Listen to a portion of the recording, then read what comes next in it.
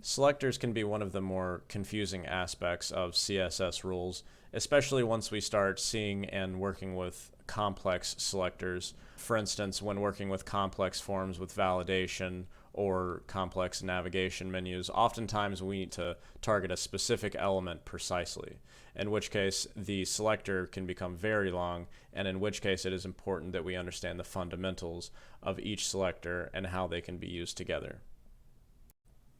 The specific CSS selectors we will cover today are, in general, most of the CSS selectors that you will see from day to day. However, there are more than just the 12 we are covering.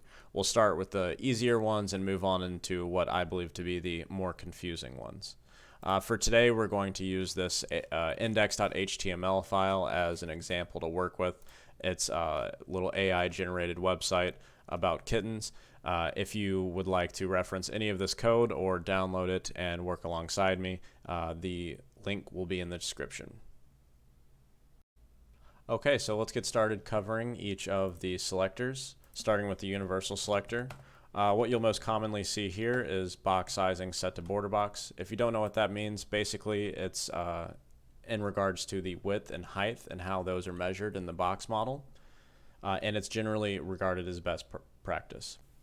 The universal selector selects all elements.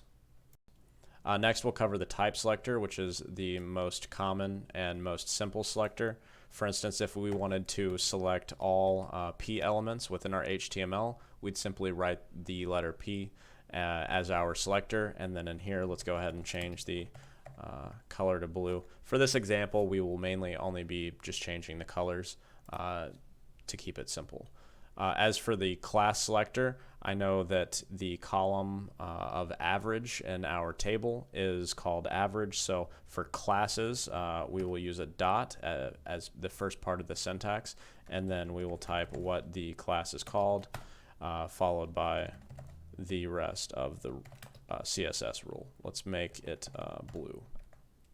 So now we can see we turned blue everything in the column of average. And then lastly, the ID selector is if you want to select an ID rather than a class. I happen to know that fact list is the name of our list in this HTML document, and let's change that color to purple. And I forgot to put a colon there, and now it works. It turned purple.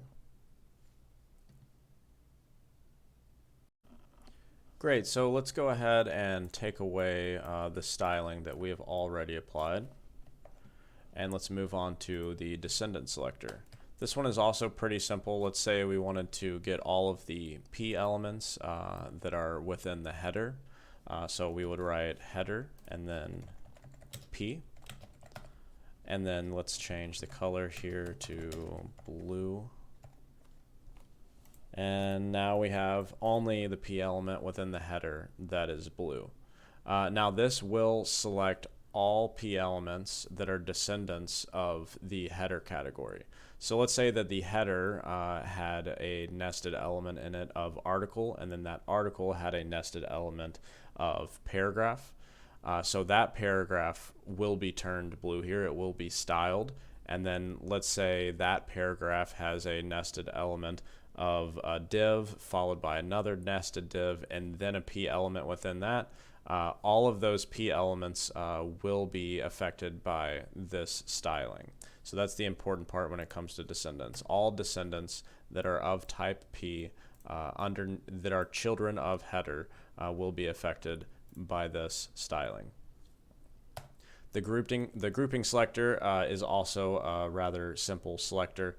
If we wanted to select all, let's say, unordered list items as well as all table header items and all P elements, and we wanted to change all of them to gray, we can do that.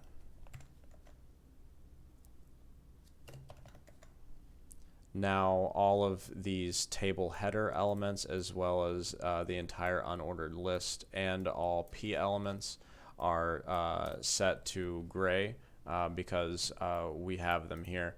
One thing to note, we will not be covering CSS precedents in this lecture, but that is worth learning more about. It's a very complicated topic, but basically this is still green up here because it has precedence over the other CSS rule that we've written here. Moving forward, we will be talking about more complicated CSS selectors, starting with the child selector. I'm going to add a little to the HTML to help better understand the child selector. Okay, so I went ahead and added a div element to our header here, and then within that div element, I've nested a paragraph element. Now, the child selector is very similar to the descendant selector, so I'm actually going to go ahead and cut that out and then paste it here. So as we can see, the descendant selector will select all of the P elements within the header, right? So we have two P elements here within the header, and it does not matter which descendant it is, whether or not it's the child, the grandchild, etc. The child selector, however, uses the syntax of using the greater than sign, and it will only select direct children of the header. Therefore, the second grandchild here does not get selected. Moving on to the sibling selectors, which the syntax for is the plus sign and the squiggly sign. These two we're going to need to add a little more to the HTML to fully explain. Okay, so what I've added here is an additional H1 and paragraph element. What's important here is that at the beginning of our header we have a H1 element followed by a P element, and then later I've added another occurrence of this, an H1 element followed by a P or paragraph element. So let's go ahead and do our first one here. We'll say H1 plus P, so the plus sign is the syntax for the adjacent sibling selector, and let's set the color of these to yellow. And let's also take away what we already have styled so we know exactly what we're looking at. Alright, we can see now, just barely, with it being yellow, but let's go ahead and change that actually to red. As we can see, both of these paragraph elements have been styled. Now the reason for this is because the P element is directly followed by an H1 element. Now if we had another P element in here, let's go ahead and copy this one and add it here. This will not be included because this paragraph element is not directly following an H1 element. Now let's go ahead and get rid of that. Moving on to the general sibling selector, this one is very similar. However, as we will see, we use the squiggly line as the syntax. In addition to that difference, and in order to show this, we will actually need to go back and put that paragraph back in that we added earlier. So now we have two of them. And then let's go ahead and apply it.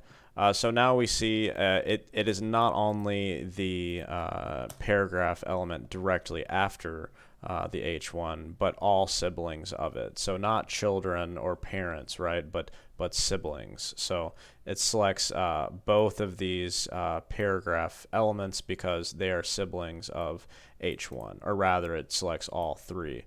Whereas going back to the adjacent sibling, we're only going to have those that are directly next to it. So it's no longer applying to this one, only siblings that are adjacent. So this P element is adjacent to H1 and this P element is adjacent to H1. Next, we will cover the attribute selector, which is really rather simple. However, the bracket notation can be a little scary to the newcomer as it stands out from the rest of the selectors and their syntax. Basically, you can choose things, and I'll give you an example here of style. So my photo here is the only photo on the screen that has style, and therefore it will be selected. And then let's set the border to blue, and we'll do dotted. So as you can see, everything that has the style attribute has been selected. So you can see, and I have some inline CSS here, right here, style. I could also say something like source or alt, name, char set, content. Any of these things I could reference and then select them for styling. Okay, moving into pseudo class selectors, what we're going to work with here today is our list element within our HTML. So let's go ahead and grab list, and then the pseudo class syntax is going to be the colon, and our first example today is going to be first child. And let's set the color to blue. So as we can see here, the first child of the list element has been set to blue. We could also use last child, and then we could also use nth child, which would allow us to select whichever one we want. So I've written in 2 here within the parentheses, and it has styled our second object. And if I changed it to 3, it would change 3. And then there are a number of pseudo elements that we are not going to go over today. As a matter of fact, there are too many to list. An important one would be the hover or active or focus pseudo classes. These, at least hover and active, work with like a button being clicked or a user's mouse being over an element. Others include enabled, disabled, checked, current, past, not, default, defined. There are many, and an entire video could be made on pseudo class selectors, but instead we are going to go ahead and move on to the pseudo element selector. And the first difference we'll see is the syntax. With the pseudo element selector, we're going to use 2 colons, whereas with the pseudo class selector, we only used 1. In order to show a few examples of how the pseudo element selector works, first we will do the after selector. And then let's set the content to hello. All right, and that's not going to work, but we can put it here.